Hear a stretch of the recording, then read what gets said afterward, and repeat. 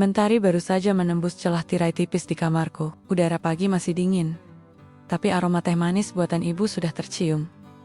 Dari dapur terdengar suara piring beradu. "Nanti telat kuliah," panggil ibu. Aku duduk di tepi ranjang, menatap dinding kamarku yang penuh dengan kertas catatan dan foto-foto kecil. Semua perabot di rumah ini sederhana. Bahkan, beberapa sudah reot, tapi entah kenapa, rasanya nyaman seperti pelukan hangat. Di luar, ayah sudah siap berangkat. Ia berdiri di depan motornya, mengenakan jaket hitam yang warnanya mulai pudar, dan helm dengan goresan di sana-sini. "Pagi, Nat," sapa ayah sambil tersenyum lebar. "Hari ini bawa bekal kan?" Aku mengangguk sambil meraih tas punggungku, yang warnanya sudah mulai kusam. "Iya ya, nasi goreng buatan ibu." Ayah mengangkat jempol. "Bekal itu tanda cinta, Nak. Lebih mahal dari makan di restoran." Seperti biasa, aku diantar ayah ke kampus. Motor tuanya menderu pelan, tapi laju rodanya terasa mantap. Sepanjang perjalanan, ayah selalu punya topik obrolan, entah soal berita, cerita penumpangnya, atau hal-hal kocak yang ia alami. Ayah tadi antar ibu-ibu yang bawa 5 kardus penuh mangga. Mau dijual katanya. "Bayangkan, Nat, motor ini sampai miring," katanya sambil tertawa keras. Aku ikut tertawa. Tawa ayah memang menular. Tapi begitu sampai di gerbang kampus, tawa itu meredup. Teman-temanku menatapku, lalu menoleh ke motor ayah. Ada yang berbisik-bisik sambil tertawa kecil. "Ya, turunin di sini aja, biar nggak kelihatan," kataku. Pelan, ayah terdiam sebentar. Senyumnya tidak hilang, tapi aku bisa melihat matanya berubah. "Baik, Nat. Semangat kuliahnya." Hari itu, aku duduk di kantin sambil membuka bekal nasi goreng. Di meja sebelah, 2 mahasiswi membicarakan tas baru. Mereka tas branded yang harganya bisa membayar kontrakan rumahku setahun penuh. Nat, itu tasnya lucu. Beli di mana?" tanya salah satu teman. Aku tersenyum kikuk. "Bukan beli.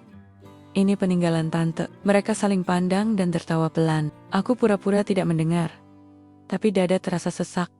Sore itu, aku pulang naik angkot. Ayah sudah menunggu di teras rumah sambil mengelap motornya. Aku duduk di kursi kayu di sampingnya. Ya, kadang aku malu. Semua teman di kampus keren-keren, barangnya mahal-mahal. Aku cuma anak tukang ojek, kataku lirih. Ayah berhenti mengelap motor. Ia menatapku lama, lalu berkata, "Nat, jangan pernah menilai orang dari profesinya. Orang besar bukan yang punya uang banyak, tapi yang hatinya tetap besar, walau uangnya sedikit. Percaya sama ayah. Suatu hari nanti, kamu akan mengerti." Aku mengangguk. Meski saat itu aku belum sepenuhnya paham. Malam itu ayah menggayaku ke warung bakso langganannya. Warungnya sederhana, bangku kayunya sudah miring, tapi ramai oleh tawa. Semua orang menyapa ayah. Pedagang, tukang parkir, bahkan penumpang yang baru pertama kali ia antar. "Bang, biasa 2 mangkok ya," pesan ayah pada penjual bakso. Aku melihat betapa mudahnya ayah membuat orang nyaman. Semua merasa dekat dengannya. Dan di momen itu, aku sadar, mungkin ayah bukan sekadar tukang ojek. Ia adalah orang yang tahu cara membuat hidup terasa cukup, meski isi dompetnya tipis. Aku tidak tahu bahwa semua ini akan segera berubah, bahwa tawa ayah, warung bakso, dan rumah kontrakan ini akan jadi kenangan yang tak akan pernah kembali. Suara ayam berkokok bercampur deru motor dari jalan depan rumah membangunkanku. Pagi itu aku terlambat bangun. Ibu sudah sibuk di dapur, memotong sayur, sambil sesekali menatap jam dinding. "Nat, ayo, nasi gorengnya sudah dingin nanti," seru ibu dari dapur. Aku buru-buru mencuci muka, lalu duduk di meja makan, yang sekaligus jadi meja ruang tamu. Ayah sudah duduk sambil menyeruput teh manis panas. Senyumnya seperti biasa, lebar dan tulus. "Ayah antar sampai gerbang kampus, ya." Motor ayah hari ini lagi semangat. Nggak kalah sama Valentino Rossi, candanya. Meski buru-buru, aku sempat tertawa kecil. Pagi-pagi begini, humor ayah selalu jadi obat moodku. Kami melaju di jalanan kota yang mulai ramai. Angin pagi menyapu wajahku, membawa aroma gorengan dari pinggir jalan. Ayah bercerita tentang penumpangnya kemarin. Seorang pedagang lontong sayur yang berjuang membiayai kuliah anaknya. Kadang, Nat, kita nggak bisa lihat perjuangan orang dari bajunya. Ada yang bajunya bagus, tapi utangnya banyak. Ada yang bajunya sederhana, tapi hatinya kaya. Ucapnya. Aku mengangguk. Tapi pikiranku tidak sepenuhnya di situ. Aku sudah membayangkan tatapan tumentimangku di kampus. Motor tua ayah selalu jadi bahan bisik-bisik mereka. Begitu motor berhenti di depan gerbang kampus, aku merasa tatapan itu lagi campuran antara heran dan merendahkan. Seorang teman kuliahku lewat sambil melirik motor ayah, lalu membisikkan sesuatu pada temannya. "Ya, turunin di sini aja ya," kataku, menunjuk area parkir yang agak jauh dari gerbang. Ayah menatapku sebentar, senyumnya tetap ada, tapi lebih tipis. "Baik, Nad." Semangat kuliahnya, aku turun. Berusaha tersenyum kembali, tapi hati terasa berat. Malamnya, aku mendapati ayah duduk di teras rumah sambil mengelap motor. Lampu bohlam kuning menggantung di atas kepala, memantulkan cahaya di wajahnya. "Ayah, kamu capek ya hari ini?" tanyaku. "Capek sih ya, tapi ayah senang kalau masih bisa antar kamu," jawabnya sambil tersenyum. Aku terdiam, lalu memberanikan diri berkata, "Kadang aku malu. Ya, di kampus, semua teman keren-keren. Aku cuma anak tukang ojek." Ayah berhenti mengelap. Ia menatapku dengan mata teduh yang membuatku merasa kecil. "Nat, orang besar bukan yang punya uang banyak, tapi yang hatinya tetap besar, walau uangnya sedikit. Suatu hari kamu akan mengerti," katanya. Seperti biasa, setelah obrolan di teras, ayah mengajakku makan di warung bakso langganan. Warungnya sederhana, tapi hangat. Semua orang menyapa ayah, mulai dari penjual bakso, tukang parkir, sampai pembeli lain. Aku memperhatikan ayah yang tertawa lepas sambil bercanda dengan penjual. Entah kenapa, rasanya aneh. Ayah mungkin tidak punya banyak uang, tapi dia punya sesuatu yang membuat semua orang merasa dekat dengannya. Aku tidak tahu bahwa kehangatan ini akan jadi kenangan yang aku simpan seumur hidup.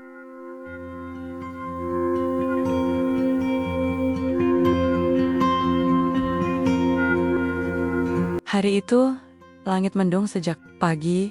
Udara di rumah kontrakan terasa lebih dingin dari biasanya. Ibu bolak-balik dari dapur ke kamar ayah sambil membawa secangkir teh. "Nat, ayah gak enak badan, kayaknya demam," kata ibu dengan nada khawatir. Aku menghampiri kamar. Oh ya, Terbaring, wajahnya pucat, tapi tetap mencoba tersenyum. "Nat, jangan khawatir, cuma masuk angin," ucapnya ringan, tapi napasnya terdengar berat. Siang itu, aku sedang di kampus ketika ibu menelepon. Suaranya bergetar. "Nat, pulang sekarang." Ayah dibawa ke rumah sakit. Aku langsung berlari keluar dari kelas. Sepanjang perjalanan, pikiranku kacau. Suara kendaraan di jalan terasa jauh. Hanya debar jantungku yang terdengar keras. Aku tiba di rumah sakit, melihat ibu duduk di kursi tunggu dengan wajah pucat. Dokter keluar dari ruang perawatan, menatap kami dengan serius. "Maaf, kami sudah berusaha." Dunia seolah berhenti. Kata-kata dokter itu seperti menghapus semua suara di sekitarku. Ayah pergi. Tanpa sempat aku benar-benar mengucapkan terima kasih atas semua yang pernah ia lakukan. Hujan rintik-rintik turun saat jenazah ayah dibawa ke pemakaman. Tetangga, kerabat, dan beberapa orang yang aku kenal datang memberi penghormatan terakhir. Aku berdiri memegang payung, memandangi tanah yang perlahan menutupi peti. Ibu memelukku erat, menangis tanpa suara. Hatiku terasa kosong, seperti ada bagian dari diriku yang ikut dikubur hari itu.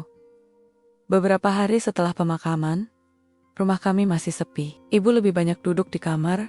Aku mencoba mengurus hal-hal kecil yang biasanya dikerjakan ayah. Sampai suatu sore, seseorang datang. Seorang pria paruh baya mengenakan jas rapi, membawa tas kerja hitam. Ia memperkenalkan diri sebagai pengacara. "Ada hal penting yang perlu saya sampaikan.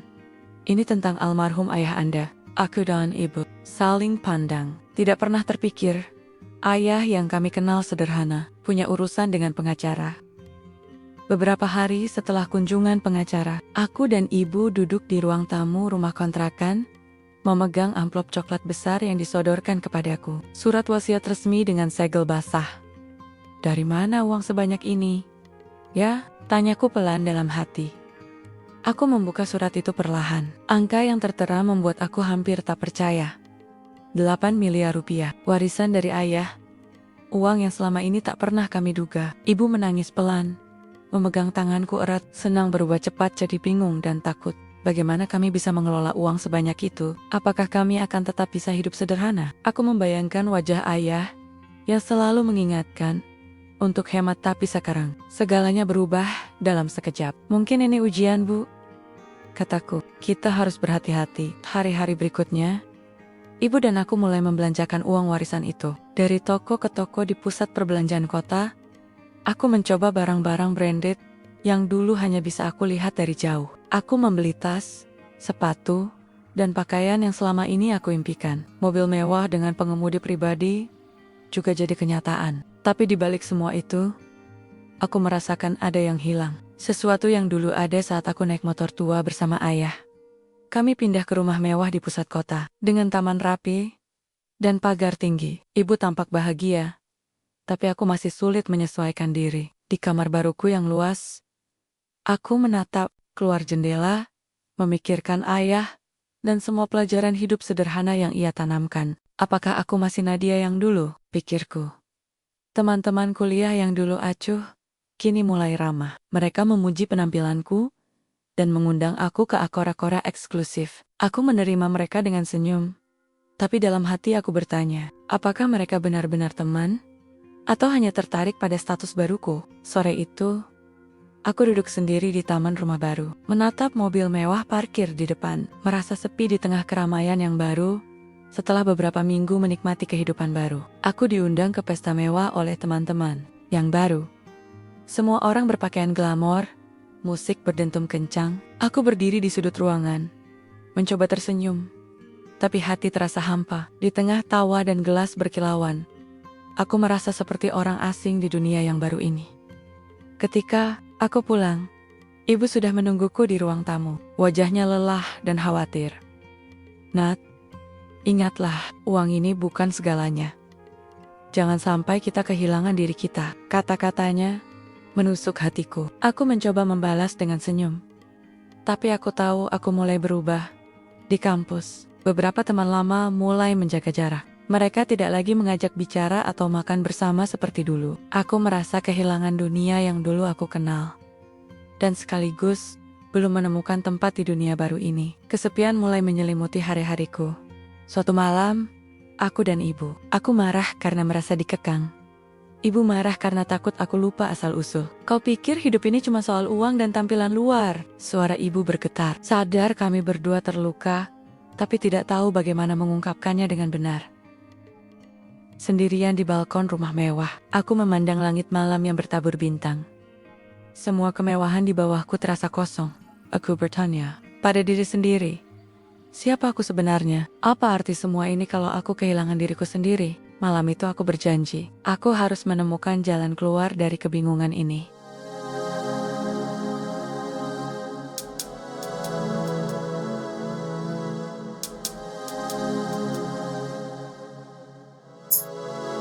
Malam itu aku duduk di kamar baru, menatap tumpukan pakaian dan tas mewah yang sudah mulai membuatku merasa lelah. Aku merasa kehilangan arah. Ini bukan hidup yang aku mau, bisikku pada diri sendiri. Dengan suara berat, aku mengambil buku catatan ayah yang kutemukan di laci meja belajarnya. Dalam buku itu, aku menemukan katitan-katitan tentang nilai-nilai hidup sederhana dan kerja keras yang selama ini ayah tanamkan. Aku memutuskan untuk mengubah hidupku, mengelola warisan ini dengan bijak, dan mencari arti hidup yang sebenarnya. Keesokan harinya, aku mendaftar kursus manajemen bisnis di pusat pelatihan terdekat. Aku ingin belajar bagaimana menjalankan sebuah usaha dan mengelola keuangan dengan baik. Di sana, aku bertemu dengan berbagai macam orang dari latar belakang berbeda, termasuk seorang mentor muda yang bijak dan sabar, Pak Arif. Pak Arif menjadi pendorong sekaligus tantangan bagiku untuk keluar dari zona nyaman.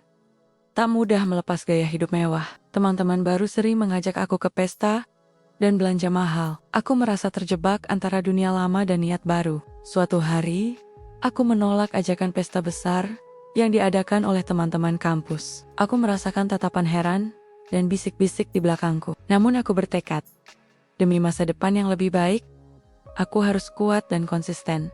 Suatu sore, aku dan ibu mengunjungi pabrik tekstil milik ayah yang selama ini tidak kami ketahui keberadaannya. Pabrik itu besar, tapi terlihat kusam dan kurang terawat. Melihat para pekerja yang masih setia, aku merasa tersentuh sekaligus bertanggung jawab. Ini warisan sebenarnya, Nat. Bukan hanya uang yang bisa habis, kata ibu dengan mata berkaca-kaca. Aku berdiri di depan pabrik, menatap mesin-mesin tua yang berderak perlahan. Aku tahu jalan ini tidak mudah, tapi aku harus memulai. Dengan tekad bulat, aku berjanji pada diri sendiri untuk membangkitkan kembali pabrik ini, menjaga nama ayah, dan memberikan pekerjaan bagi banyak orang. Ini bukan sekadar soal uang atau status, tapi tentang tanggung jawab dan harga diri. Hari pertama aku di pabrik, para pekerja menatapku dengan tatapan dingin dan penuh keraguan. "Mbak, apa benar ibu dan bapak mau berubah? Ini pekerjaan berat," kata salah satu karyawan lama. Aku berusaha meyakinkan mereka, tapi aku tahu, perjalanan ini tak akan mudah. Kepercayaan harus aku bangun perlahan. Perbaikan mahal, dan suku cadang susah didapat. Aku harus belajar cepat soal teknis, dan mengatur anggaran agar pabrik tetap berjalan. Setiap malam aku terjaga memikirkan cara agar produksi tidak berhenti. Pabrik lain di kota mulai mengetahui keberadaanku. Mereka mencoba menghalangi dengan cara-cara bisnis kotor, mulai dari menekan harga bahan baku, hingga mencoba merekrut pekerja pabrikku. Aku merasa seperti sedang berada di tengah badai. Suatu malam, aku duduk termenung di kantor pabrik yang kecil dan gelap. "Aku lelah, Bu," kataku lewat telepon. Ibu menguatkanku dengan suara lembut. "Ingat, Nad, ayah selalu percaya kamu bisa melewati ini." Aku menarik napas dalam-dalam, bertekad bangkit dan melanjutkan perjuangan. Berbulan-bulan berlalu. Perlahan aku berhasil memperbaiki beberapa mesin dan membangun hubungan baik dengan pekerja. Mereka mulai mempercayai dan mendukungku. Aku merasakan secercah harapan di tengah gelombang masalah. Seiring kemajuan pabrik yang mulai terlihat, pesaing tidak tinggal diam. Mereka melancarkan berbagai strategi untuk menjatuhkan usahaku, mulai dari penawaran bahan baku dengan harga miring ke para pemasok, hingga menggoda para pekerjaku dengan tawaran lebih tinggi. Aku harus bergerak cepat untuk menjaga stabilitas dan loyalitas pekerja. Saat aku berusaha membeli bahan baku, beberapa pemasok menolak bertransaksi karena tekanan dari kompetitor. Aku merasa frustrasi dan mulai mempertanyakan apakah aku mampu bertahan dalam dunia bisnis yang keras ini. Namun, aku ingat pesan ayah bahwa kesabaran dan ketekunan adalah kunci. Di tengah tekanan, aku mendapat kejutan manis. Beberapa tokoh masyarakat dan warga sekitar pabrik datang menawarkan dukungan. Mereka memberikan semangat dan bahkan membantu mencarikan pemasok baru yang bisa dipercaya. Aku merasa hangat dan termotivasi kembali. Uang yang ada mulai menipis karena perbaikan mesin dan biaya operasional yang tinggi. Aku harus belajar mengatur keuangan dengan sangat ketat, mengurangi pengeluaran yang tidak perlu, dan membuat rencana anggaran yang realistis. Setiap keputusan harus dipertimbangkan matang demi kelangsungan pabrik. Pak Arif, mentor bisnisku, datang berkunjung ke pabrik dan memberikan pelajaran berharga tentang manajemen krisis dan inovasi produk. Ia mengajarkan pentingnya diferensiasi produk dan membangun merek yang kuat. Aku merasa mendapatkan arah baru untuk mengembangkan pabrik tekstil. Aku mulai merekrut beberapa staf muda yang bersemangat dan memiliki ide-ide segar. Bersama mereka, aku merencanakan strategi pemasaran dan perbaikan kualitas produk. Semangat baru mengalir dalam tubuh pabrik tua itu. Di akhir hari, aku berdiri di depan pabrik sambil menatap langit sore yang jingga. Meski penuh tantangan, aku yakin bisa melewati ini. Untuk ayah, untuk ibu, dan untuk masa depan kami. Aku berbisik pelan, penuh tekad. Beberapa bulan setelah harapan mulai tumbuh, keadaan berubah drastis. Pasar tekstil mengalami penurunan tajam. Permintaan menurun, dan uang mulai menipis dengan cepat. Aku duduk di ruang kantor pabrik, menatap laporan keuangan yang semakin mengkhawatirkan. Ini lebih buruk dari yang kubayangkan. Gumamku, perasaan cemas merayapi tubuhku. Ketegangan memuncak saat beberapa staf muda yang selama ini kujadikan tim solid mulai mempertanyakan keputusanku. Apa kita harus jual sebagian pabrik? Tanya salah satu dengan nada ragu. Aku merasa terpojok antara mempertahankan mimpi atau menyerah demi kelangsungan hidup pabrik. Perdebatan sengit terjadi, meninggalkan luka dan kelelahan. Di tengah keputusasaan, pengacara ayah datang kembali dengan sebuah surat wasiat baru. Kami menemukan dokumen penting yang selama ini tersembunyi, katanya serius. Surat itu mengungkapkan aset lain dari ayah yang selama ini tidak diketahui, dan peluang baru yang bisa menyelamatkan pabrik. Namun, untuk mendapatkannya, aku harus melewati proses panjang dan penuh risiko hukum. Aku berdiri di persimpangan jalan hidup. Pilihan pertama, menjual sebagian pabrik dan menutupi kerugian sekarang. Pilihan kedua, berjuang melalui proses hukum yang melelahkan. Aku merasa tertekan, takut gagal, tapi juga tak mau mengkhianati warisan ayah.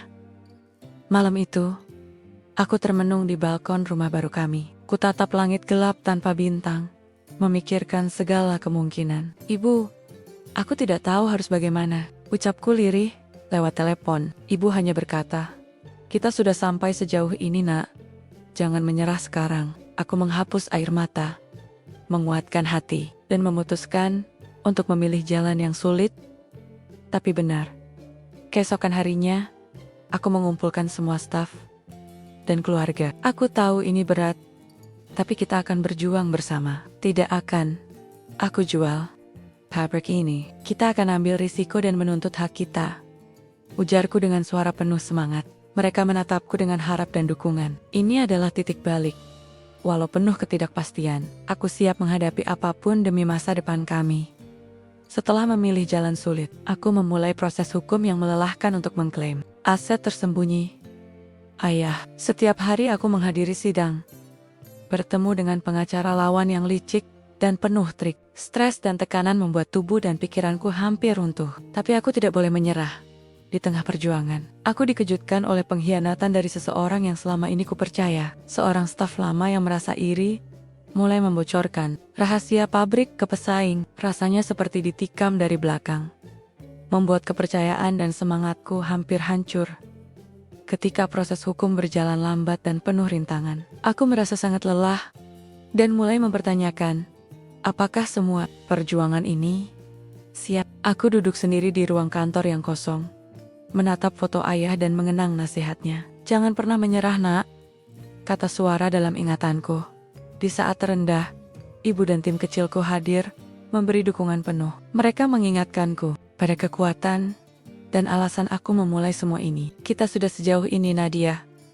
Kita harus terus berjuang bersama, kata ibu dengan mata penuh harapan. Aku menguatkan hati dan menerima kekuatan baru dari mereka.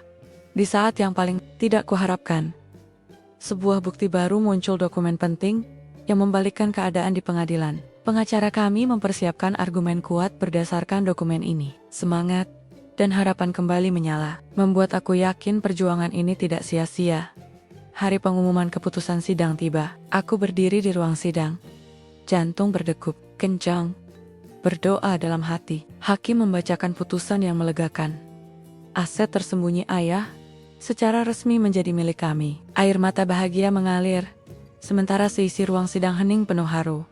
Meskipun kemenangan diraih, aku tahu perjuangan belum selesai. Sekarang tugasku membangun kembali pabrik dengan aset baru yang ada. Aku berjanji pada diriku sendiri untuk menjalankan semuanya dengan hati dan bijak, menjunjung nilai sederhana dan kerja keras yang diajarkan ayah.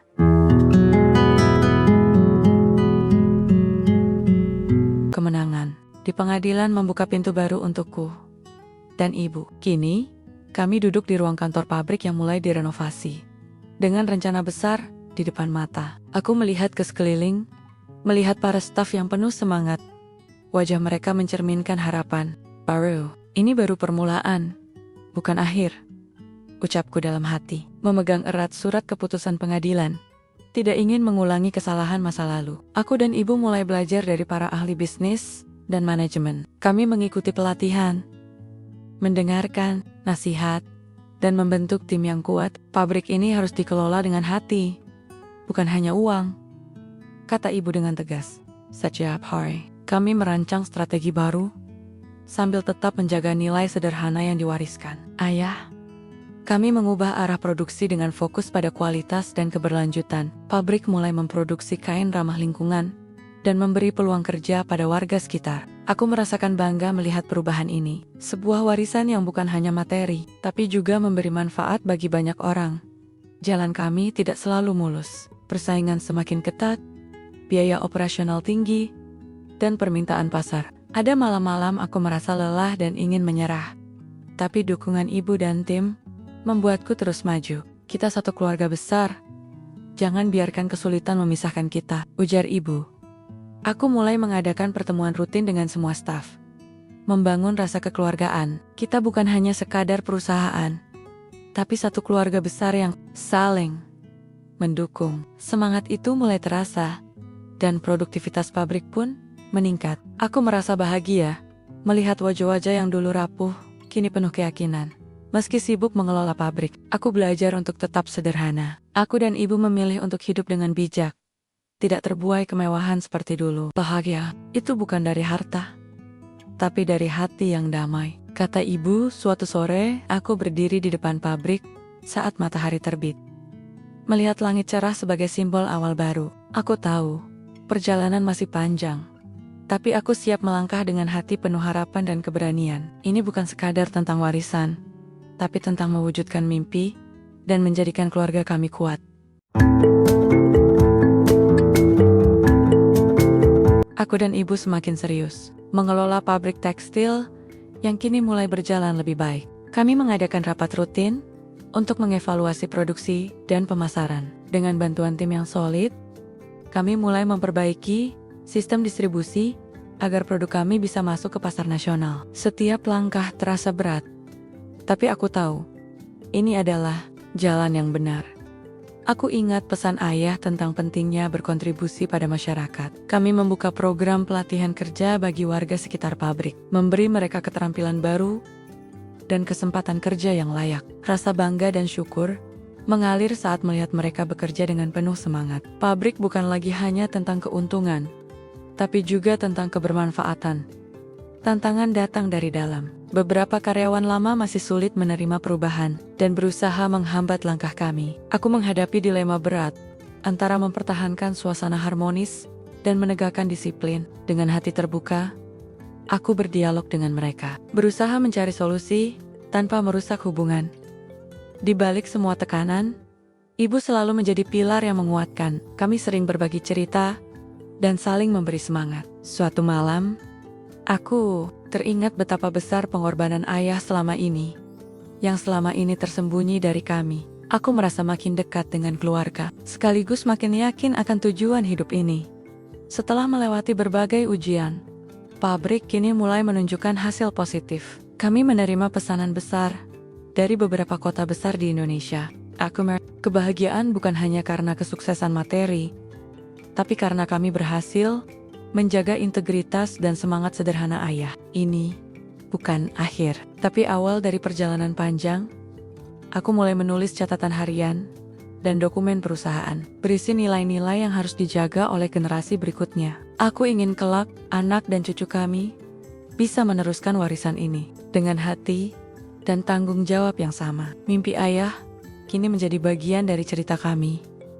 Sebuah pelajaran berharga tentang keberanian, kesabaran, dan kasih sayang.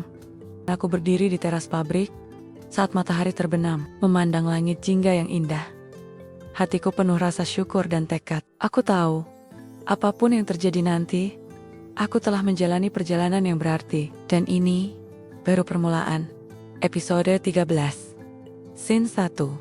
Saat pagi menyapa, aku duduk di balkon rumah kami, memandang kota yang mulai sibuk. Perjalanan yang kulewati selama bertahan-tahan ini penuh liku dan pelajaran. Dari seorang remaja yang dihina karena miskin hingga mewarisi harta tersembunyi dan kembali ke kehidupan sederhana yang penuh makna. Aku teringat bagaimana ayah selalu menanamkan nilai kesederhanaan dan kerja keras. Meskipun dia menyembunyikan kekayaan besar demi melindungi kami dari godaan dunia, kini, meski kami hidup lebih baik secara finansial, aku dan ibu memilih tetap rendah hati. Kami percaya kebahagiaan bukanlah milik harta, tapi hati yang tulus dan usaha yang jujur. Aku belajar bahwa uang bisa datang dan pergi, tapi nilai dan prinsip adalah warisan sejati. Kami berusaha menjadi contoh bagi staf dan keluarga, menjaga budaya sederhana yang membuat kami kuat. Aku mulai merancang program beasiswa untuk anak-anak kurang mampu di sekitar pabrik. Aku ingin mereka punya kesempatan meraih mimpi tanpa harus merasa rendah diri. Ayahku mungkin tak pernah bicara soal ini, tapi aku yakin ini adalah cara terbaik untuk meneruskan warisannya. Bukan hanya berupa aset, tapi juga kasih sayang dan kesempatan. Kami sekeluarga kini lebih erat dari sebelumnya.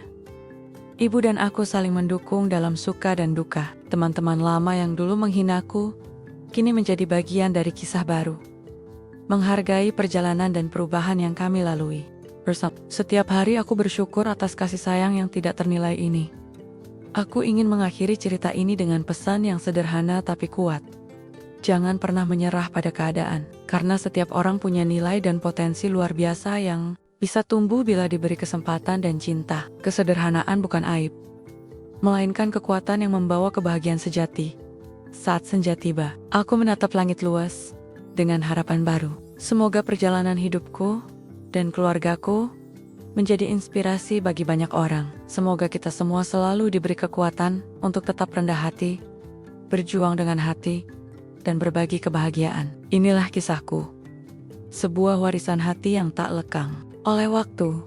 Aku tersenyum mengingat kembali semua yang telah terjadi. Ini bukan sekadar cerita tentang kekayaan atau kesuksesan, melainkan tentang bagaimana cinta, kesederhanaan, dan keberanian bisa mengubah hidup. Terima kasih telah mengikuti perjalanan ini. Sampai jumpa di kisah berikutnya, dengan harapan yang tak pernah padam.